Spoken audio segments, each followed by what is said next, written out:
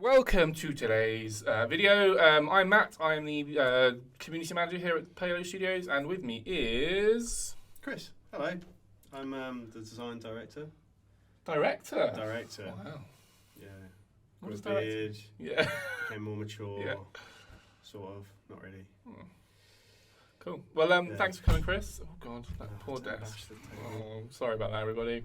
Welcome to the video. So today we're going to be talking about building in TerraTech Worlds, and Chris, I think, has had a big part to do with that. So I haven't, but that's okay. I Just can pretend. talk about other people's things. That's mostly what I do. okay, anyway. so you're directing other people doing. That's the director part, right? No, they did it on their own, but that's fun. It's Cool. fun. We can still talk about it. Let's talk about it. Yeah. So first thing then is, what is building in TerraTech Worlds going to be like? So, building is a massive part of TerraTech. And in TerraTech Worlds, we want to make it easier. So we've always had this notion that building in TerraTech should be a simple and intuitive act. That's why we focus so much on the dragging and dropping physical aspects of the blocks and joining by attach points that you can see. But we kind of went off the deep end with the first game a little bit with the simplicity idea. And as many people know who've played the first game, all of the rotation, all of the selection of which APs you want to attach points you want to fuse your block to, was done with the right mouse button clicks. Mm-hmm. But which is simple, yeah, but it's not very powerful. It's not very useful, especially when you get blocks with more than one AP. You start getting into a huge amount of rotation options, a huge amount of placement options. So with the second game, we have better. The biggest change, I would say, is better full rotation controls. So you can use the WASD keys and Q&E to rotate around all 6 different axes. There are 6 axes, that is correct. 6. Awesome. So we've compiled some questions from the community, some that we've already had from just the announcement and some other activity that we've done on blogs and stuff. So I thought I'd pose some of those to you now. Mm-hmm. So first one is, where can I build and where can't I build? Right, That yeah. is the question. So just like the first game, you can build anywhere, but there's always nuances, right? So you can stop your tech anywhere you want, and you can disassemble it and you can reassemble it in a different orientation. If you find blocks in the wild, you can take those blocks and you can rebuild on the spot. You can attach them to your tech, try them out. There's no problem, right? But access to your total collection of blocks is now more physically based. So you want to return to your base, place most of your blocks into a block storage, because you only have a limited inventory space out in the wild, which means that when you're going on an expedition, you need to think about what you're going to need with you. So which tech you're taking out. Is it my mining tech? Is it my combat tech? Is it the tech that's built for this specific biome or that specific one? And then how many different tasks do I want to do? So you've got a limited amount of space in your inventory, in your cargo, and you can load that up with some blocks, or you can keep it spare so that you can place more resources into it, for example, to bring back with you. And yeah, so your main block storage, tech block storage, is back at your base. So big rebuilds happen back at the base, but you can still do smaller rebuilds out and about if you're prepared for it, or if you find things that you're interested in trying out or using when you're out in the wild. Good answer. Thanks for that. So you talked a little bit there about the tech cargo. Yeah. Another question we've had about that specifically is, what is the difference between the tech cargo and the block catalogue? I know you sort of touched on a little bit of both of them there, but do you want to go into a bit more detail? Yeah, so the cargo is what's in your pockets, right? And the catalogue is what's at your base. So you have pretty much unlimited storage or massive amounts of storage back at your base. That's where you store the vast majority of the blocks when they're not in use, when they're not on the tech that you're driving. And then your cargo is a smaller subsection of those blocks that you're carrying around with you, or that you're finding out in the wild and bringing back to your base. So one thing that's sort of come up and players noticed in trailers and stuff is this thing about a connection capacity. Mm-hmm. Do you want to talk a little bit more about what that is and how that's going to affect sort of gameplay? We talked a little bit about this with Russ. Yeah. You can check that video up here. I'm going to try and put a link up there somewhere. Which way is it? Top above my head. Over you. Over me, yeah, that's it. Well done. So yeah, if you want to talk a little bit more about how the connection capacity will work, and sort of a bit of the design philosophy around that as well. So yeah, I mean, very similar to what Russ was saying. This is something that we're exploring at the moment. We haven't got a final name for it. Some of these terms we've been using different names for. That's because we don't have final names for them yet. Everything's still in development. But yeah, the idea is that we want building to be meaningful. I think people who have played the first game, TerraTech, will recognise that at a certain point through your progression in that game, when you're learning how to play, you will arrive at the path of least resistance, which is kind of making a gun box, a big do-everything tech that's...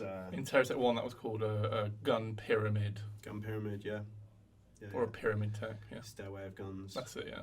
It was a very sort of stock thing that players figured out quite quickly. Yeah, so I mean, that's the thing. Players would go around finding blocks and not really be thinking too much about it when they're adding those blocks to their tech. They're not really making a choice. They're not thinking about, well, should I be using this block or that block? Is this block going to make my tech better? Or, what am I trying to build this tech for? And if we're making a game that's about building vehicles, it feels like we want people to care about how good those vehicles are, what they're trying to achieve with building those vehicles. They should be making choices, right? But you can't have a choice if there's nothing to stop you from adding anything to your tech. You'll min-max it the whole time, won't you? There has to be some kind of limitation. There has to be some kind of restriction. The tech limit, as we call it internally, is one string of that. It's a very obvious one, and I think is one that is perhaps a bit more painful. Mm-hmm. We know how people feel about the block limit in the console versions of TerraTech. But there are other aspects to it, and it expands with progression. So, the goal is to make you care about what you're adding to the tech, make you think about, should I add this block or that block, make you build techs that are for a specific purpose, and make you think about how can I improve this tech. When you encounter new blocks, you should be thinking about, is this block going to be better for what I'm trying to do, or is it going to be worse? Or how can I use this block to improve the techs that I have available? So that's the goal. Tech limit's one part of that. There are other parts which we'll talk more about later on. And ultimately we know that with any restriction, there are some players who want to play creatively but do not want these restrictions. And that's a part of our plan as well.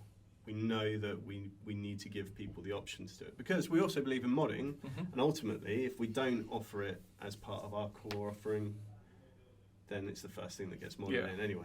In a survival game, you have limitations, you have to work with those. Well, this is one thing that we've talked a lot about, and I think it's really important that we reiterate this point, is that TerraTech Worlds is a spiritual sequel to TerraTech. It's not a direct, like, this is TerraTech but better. It's very much a different sort of, slightly different sort of route that we're trying to take. And I personally see this sort of design philosophy around meaningful choices being a really sort of fundamental difference between the two. Like you said, TerraTech 1 was a very sandboxy game. You could build kind of what you liked, within reason. Whereas I think TerraTech Worlds, I think that it's a really big distinction to make between the two for sure. Yeah. Cool. Right.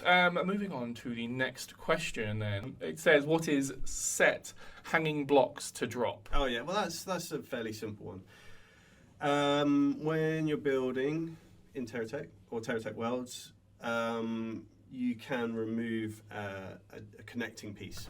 So you can have blocks all in a row, and you can remove one from the middle, and it means that either side of that are now not going to have a connection back to the cab, and so they would fall away. Some people like that. Some people want to rebuild their tech by removing these crucial pieces and having the rest fall away.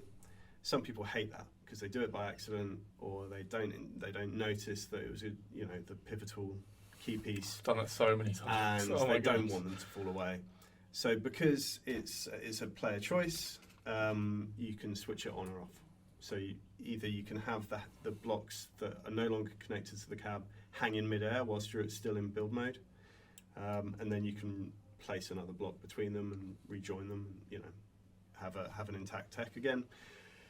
Or you can have them ping off, and that's just a quick way of dismantling a tech, so you can do a more significant rebuild of it. So it's basically it's a quality of life thing where you can you can sort of chip and change how you want to build. It's one of many build mode quality of life improvements that we've been adding for TerraTech Worlds. Which leads us on nicely to mirror mode. So mirror mode is something that we've seen a lot in TerraTech 1. Community have asked a lot about if they'll ever get a sort of version of a mirror mode in sort of the build beam in TerraTech 1.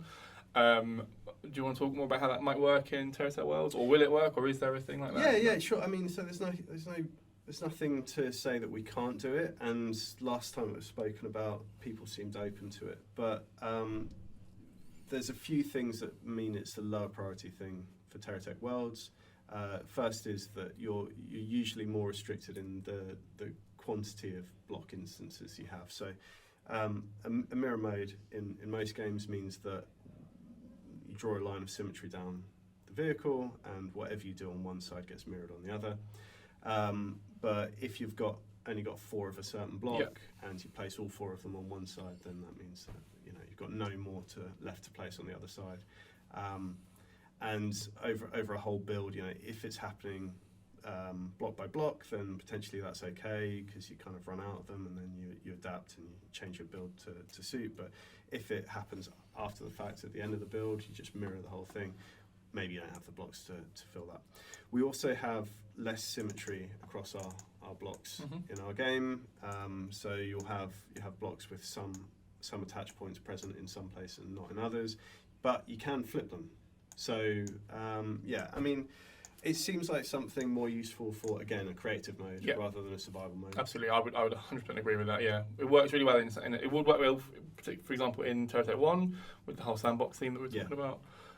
Especially in like creative and R&D modes where you've got infinite blocks and you can kind of play around with it that way. But in kind of campaign, it would you'd struggle a little bit.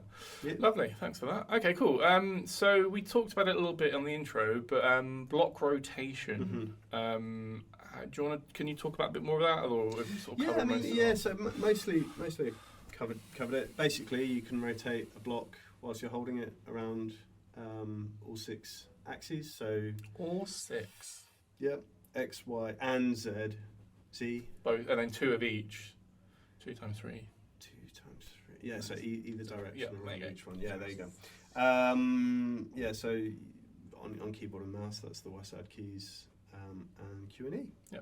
And it's just handy because then you can get the orientation that you want, and then you can drag the block around to shift where it's gonna fuse via a specific attach point as well, which is easier than cycling through the infinite list of rotation options, especially when you get to like the geocore giga block. Yeah, there's a lot. Lovely. Well, there you go. Block rotation. It's better, bigger and better in TerraTech Worlds. Visualizers. So this again is another request we've had a lot in TerraTech 1. Things like center of mass, things that are visualized on when you're building that show certain metrics of your tech. Is that going to be a thing in TerraTech Worlds? Absolutely. So awesome. We've got them. We've got center of mass. Already got them. We've got thrust vectors from things like boosters. Wow. For example. And that they have a visualizer which adjusts themselves based on their position in relation to the center of mass as well, so you can see whether a vehicle is going to spin off to the side potentially. We're building flying vehicles, whether it's going to have too much thrust over the top or underneath. And then we've got stuff like the arc of fire available for a weapon, so when you place down a weapon that is on a gimbal or a turret, it can't collide with the rest of the tech that you build around it. So as you place it, you'll be able to see what arc is available to it based on what it's going to bump into. And yeah, I'm sure we have other stuff as well. Can't think right now, but yeah, we've got a host of visualizers. So this feels like, just as my own input, it feels like this is the logical progression from TerraTech 1, right? Where TerraTech 1 was the kind of the fun, sandboxy builder, kind of cartoony in a way, but it was quite limited in things like center of mass or center of gravity, that sort of stuff. It indicates that it sort of added a bit more depth to the kind of the building process, whereas I feel like this is the logical progression for that, right? This is sort of taking it and just making it better, like you should do in a sequel. Again, even though it's not a direct sequel, it's taking that philosophy and that principle and just making it better, right? Yeah, that's it. These are quality of life improvements that we either toyed around with for the first game and decided to not to do, or sorry, not toyed around, that we discussed and decided not to do, or that we just never got around to, I suppose. We're just trying to. That's part of the philosophy with making TerraTech Worlds. We look at the things that work well in TerraTech, and then we make them better. Add more stuff, make it multiplayer from the ground up. But yeah, just improve upon what was working well as well. So one of the other things we've got is the ability to search through the block catalog.